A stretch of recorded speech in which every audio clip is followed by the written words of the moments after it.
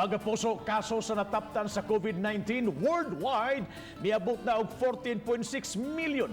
Hinon 8.7 million na ang nangaayo na usab. Sa Pilipinas, nitala og 65,000 ka mga tao ang nataptan sa COVID-19. 41,000 nini ang aktibo.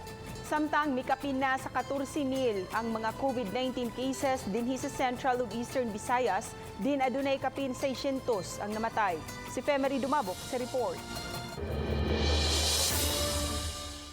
Sa data sa tibuok kalibutan nga gipagawas sa ganihang udto, niabot na sa 14.6 million ang mga nataptan sa COVID-19. Apan maayong balita kay kapin sa katunga kon 8.7 million ini ang nangaayo na.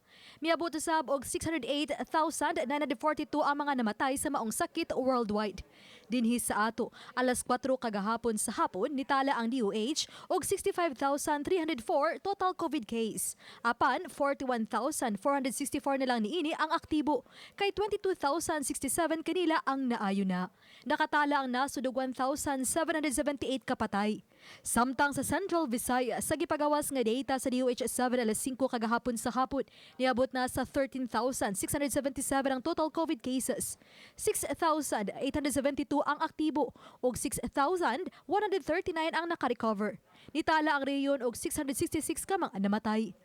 Ang probinsya sa Sugbo adunay 2,527 ka mga kaso, hinuon 1,645 na lang ang aktibo.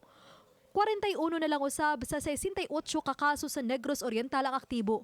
Samtang niabot og 70 ang kaso sa Bohol, apan 26 na lang niini ang aktibo. Pabiling way kaso ang lalawigan sa Siquijor.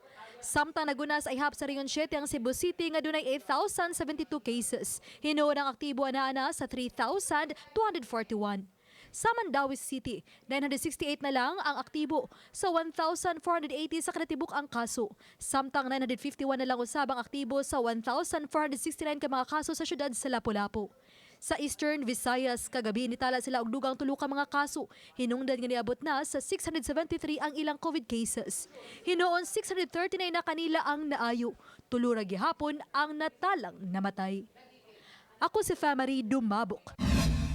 Balitang Bisdak.